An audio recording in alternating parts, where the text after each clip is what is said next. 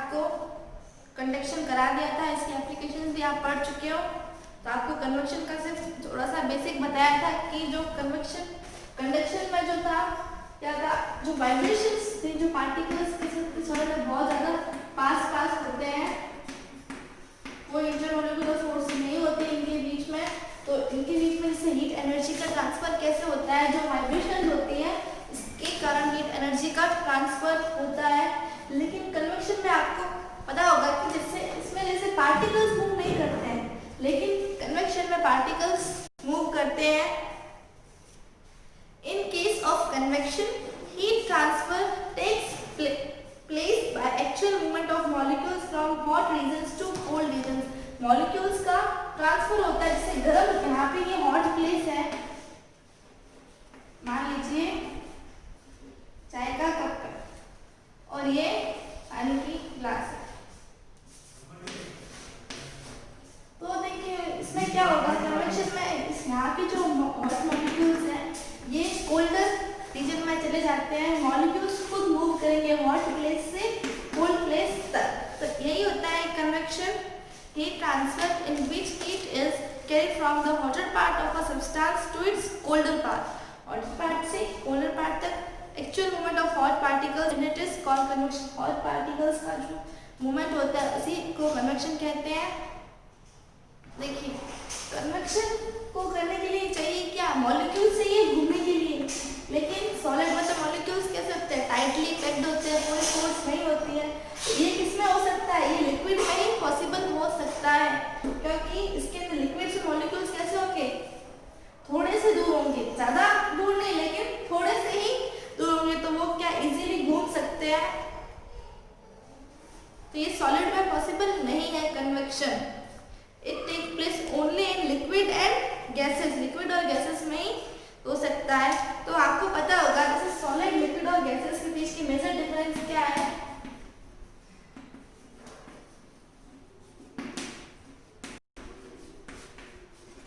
इसमें particles tightly packed होते हैं, इसमें थोड़े से लूज होते हैं, ठीक है, जैसे इतने ज्यादा भी नहीं लेकिन थोड़े से।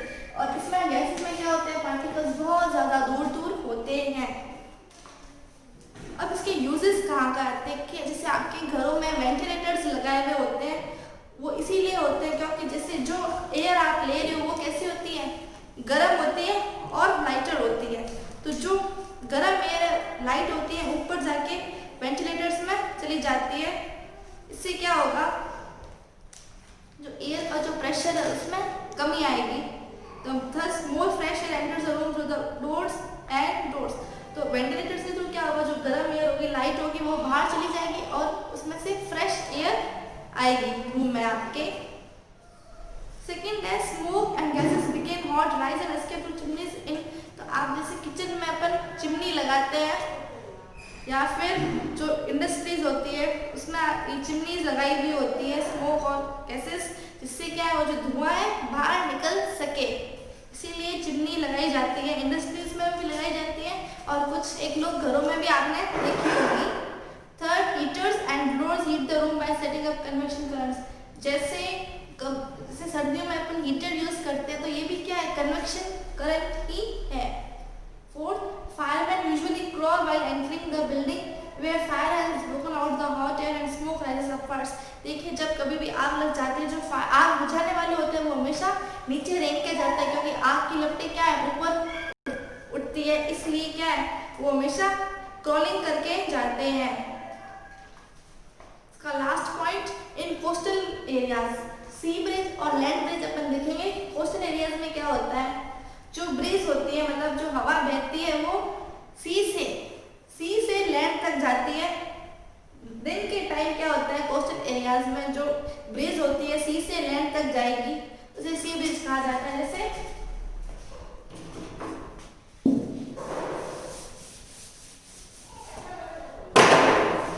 ये मान लीजिए आपकी सी है और ये है आपका लैंड, तो डे की ड्यूरिंग क्या होगा, सी से लैंड में जाएगी, इसे सी ब्रिज कहा जाता है। और नाइट में क्या होता है, देखिए लैंड से सी में आती है, ये हो गया लैंड ब्रिज और ये सी ब्रिज, ये भी क्या है, कन्वेक्शन करंट के एग्जांपल आप देख सकते हैं, सी ब्रिज और लैंड ब्रिज। इसका देखिए कारण क्या है, ये किस लिए होता है। As you are aware, water being a bad conductor takes a longer time to heat up then land and also takes a longer time to cool down। देखिए वाटर क्या है, बहुत ही जैसे वाटर बैड कंडक्टर है heat का, तो water को जो है हीट होने में काफ़ी टाइम लगता है, उसको गर्म करने में भी बहुत टाइम लगता है और ठंडा होने में भी क्या है, टाइम लगता है। तो देखिए दिन के दौरान क्या होता है, during the day time land heated up faster than water. तो दिन के दौरान क्या होता है, जो लैंड है वो जल्दी से गर्म हो जाता है और वाटर को टाइम लगता है, तो लैंड जो जल्दी से गर्म हो जाता है। फिर क्या होगा, देखिए during the daytime land heat up faster than water, the air above the land get heated and rises up। देखिए जब कोई भी चीज गर्म होती है ना, जैसे वार्म एयर होगी तो वो लाइट होगी, हल्की होने के बाद वो कहाँ ऊपर उठने लगती है, वो जो एयर होगी हीट होके ऊपर उठने लगती है। The cold air from the sea rushes to take place। तो यहाँ पे जब गर्म एयर उठ गई तो इसकी जगह किसने ले ली, ये यहाँ से जो एयर निकली उसने इसकी जगह ले ली। During the night time, the land loses heat more rapidly than water। Night time में क्या होता है, इसे जो मिट्टी कहते हैं गर्म भी जल्दी होती है और ठंडी भी जल्दी होती है। तो नाइट के टाइम ये होता है कि जैसे जो लैंड जल्दी से कूल हो जाता है वाटर के कंपैरिजन में, तो वही फैक्ट है। The above water is warmer, तो वाटर क्या है अभी भी गर्म ही है, तो क्या हो जाता है ये राइज हो जाता है यहाँ पे। And the cool air from the land move toward the sea. ये देखिए राइज हो गया, तो इसकी जगह किसने ले ली, यहाँ से जो ब्रिज बनी उसकी जगह इसने ले ली, तो ये होगा लैंड ब्रिज। देखिए अगर एक जगह खाली होगी तो इसकी जगह किसी न किसी को तो भरनी पड़ेगी, लेनी पड़ेगी, इसीलिए ये जो ब्रिजेस रहती है एक लैंड ब्रिज और सी ब्रिज होता है। ये देखिए किसके कारण होता है, क्योंकि टेम्परेचर के बीच में क्या आ गया, डिफरेंस आ गया, इसीलिए इसका मेन रीजन ये due to difference in temperature between the sea and the land, दोनों के टेम्परेचर के बीच में डिफरेंस है। Hot air in summer rises from the land and moisture containing cool areas blows from the sea thereby bringing rainfall to the land. देखिए इस time क्या होता है, जैसे गर्मियों के टाइम जो गर्म हवा होती है वो कहाँ जाती है, गर्म होके ऊपर चली जाती है। एंड मॉइस्चर कंटेनिंग, और जिस ब्रिज में मॉइस्चर होता है वो कहाँ से आती है, सी से लेके यहाँ तक आती है, तो इससे क्या होगी, रेन होती है। रेन तो आपको पता ही है, वही वाटर राइज होके वापस नीचे आया। Bird uses convection currents of air to rise high and glide effortlessly without flapping their wings. Bird भी क्या करते हैं, कन्वेक्शन करंट को यूज करते हैं, जिससे क्या है वो ऊपर उड़ सके, विदाउट अपने जो पंखों को बिना फड़फड़ाए ही वो हवा में उड़ सकते हैं, वो भी कन्वेक्शन करंट के कारण। तो देखिए आप कन्वेक्शन पढ़ चुके हो, कंडक्शन भी पढ़ चुके हो, अब अपन पढ़ेंगे रेडिएशन क्या होता है। इसमें देखिए आपको हीट ट्रांसफर करने के लिए एक मीडियम चाहिए था, लेकिन रेडिएशन में ऐसा नहीं होता है, इसमें आपको कोई मीडियम नहीं चाहिए होगा हीट ट्रांसफर करने के लिए।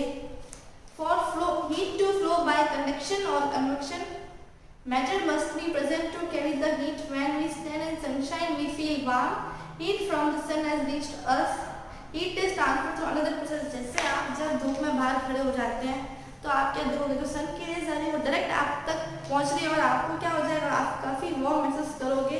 तो यही जो हीट का ट्रांसफर होता है उसे रेडिएशन कहा जाता है।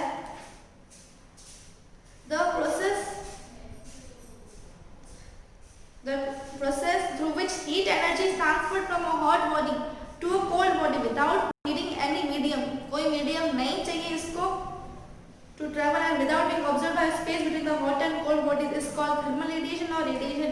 इसे थर्मल रेडिएशन कह सकते हैं, रेडिएशन। इसमें क्या होना चाहिए, कोई मीडियम इसको नहीं चाहिए, डायरेक्ट ऐसे हो जाता है radiation. The energy so radiated is, जो एनर्जी आपको मिली है उसे रेडिएंट एनर्जी कहते हैं। रेडिएशन कैसे एनर्जी, इलेक्ट्रोमैग्नेटिक एनर्जी है, मतलब ये जो इलेक्ट्रिक फील्ड में भी इफेक्ट होगी और मैग्नेटिक फील्ड आप इसको दोगे तभी भी ये इन्फ्लुएंस होगी। इट ट्रेवल्स विद स्पीड, ये लाइट की स्पीड से ट्रेवल करती है, लाइट की स्पीड है 3 × 10⁸ या फिर 299792245 8, इसको अपन ने 3 ×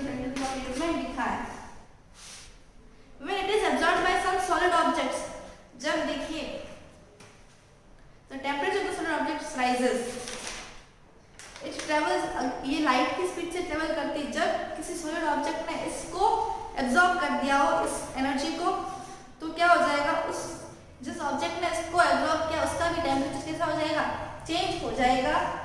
रेडिएशन क्या है, सबसे फास्टेस्ट मोड है हीट। इससे गर्म ऑब्जेक्ट को आपको ठंडा ऑब्जेक्ट को जो है गर्म करना है, तो रेडिएशन सबसे बेस्ट मेथड है। ये ज़्यादा टाइम नहीं लगता है, कंडक्शन में भी आपने देखा टाइम लगता है, कन्वर्शन में भी टाइम लगता है, लेकिन रेडिएशन में टाइम नहीं लगता है। अब अपन पढ़ेंगे absorption of heat radiation by a body. The radiant heat of radiation can raise the temperature of a body when it absorb. अगर जैसे कहीं से रेडिएशन आ रही है तो आपने उसको एब्जॉर्ब कर लिया, तो इससे आपका जो टेम्परेचर, किसी बॉडी का टेम्परेचर क्या हो जाएगा, बॉडी मतलब कोई भी ऑब्जेक्ट हो सकता है या फिर कोई भी बॉडी हो सकती है, तो देखिए उसका टेम्परेचर क्या हो जाएगा, बॉडी का रेज हो जाएगा, मतलब बढ़ जाएगा। When radiation falls on solid surface, जब रेडिएशन किसी सॉलिड सरफेस पे पड़ती है तो देखिए उसकी कुछ पार्ट तो एब्जॉर्ब हो गया, बाकी पार्ट क्या हो गया, उसका रिफ्लेक्ट हो जाता है। It is a part of radiation absorb that raises the temperature of solid body. ये देखिए आपने कितनी रेडिएशन एब्जॉर्ब की है, इसके ऊपर डिपेंड करेगा कि आपको कितनी, जितनी आपने रेडिएशन एब्जॉर्ब की बाकी आपने रिफ्लेक्ट कर दी, तो उसके बेसिस पे आपको हीट मिलेगी। The amount of heat which an object absorbs radiation depends on the, देखिए कोई भी अगर आपने कितनी अपना रेडिएशन को एब्जॉर्ब किया है वो उस ऑब्जेक्ट के कलर के ऊपर डिपेंड करेगा। जैसे आप गर्मियों में आपको कहते हैं आप कॉटन क्लोथ्स पहनना ज़्यादा पसंद करते हैं और आप लाइट कलर्स पहनते हैं और अपन ऐसे करते हैं, ये कलर्स कैसे हैं, ठंडे कलर्स हैं, तो वो भी रेडिएशन के कारण ही होता है। तो ऑब्जेक्ट हैविंग डार्क कलर, जिसमें जिस ऑब्जेक्ट के डार्क कलर, जैसे काले कपड़े अपन गर्मियों में पहनना पसंद नहीं करते, अपन को गर्मी लगती है, क्योंकि जो जितना ज़्यादा कलर डार्क होगा उतनी ज़्यादा वो रेडिएशन एब्जॉर्ब करेगा। और लाइट कलर्स क्या है, रेडिएशन को एब्जॉर्ब नहीं करते, वो वापस रिफ्लेक्ट कर देते हैं। फिर है एप्लीकेशन इसके, हीट रेडिएशन की क्या एप्लीकेशंस है। सबसे पहला, radiation in car and air conditioners are painted black. Air conditioner की जो कार और उसमें एयर कंडीशनर्स में होती है उसको ब्लैक पेंट करते हैं, ताकि क्या है वो ज्यादा से ज्यादा रेडिएशन को एब्जॉर्ब कर सके। Second, room heaters, reflector and thermos flask have bright polish surfaces which have good reflector of heat.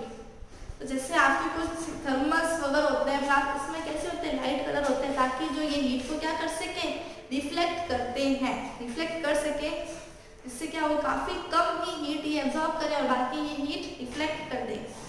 Third, solar cooker. Solar cooker को देखिए अंदर से ब्लैक इसलिए पेंट किया जाता है क्योंकि सन की जो रेज आती है वो ज़्यादा से ज़्यादा इस रेज को एब्जॉर्ब कर सके।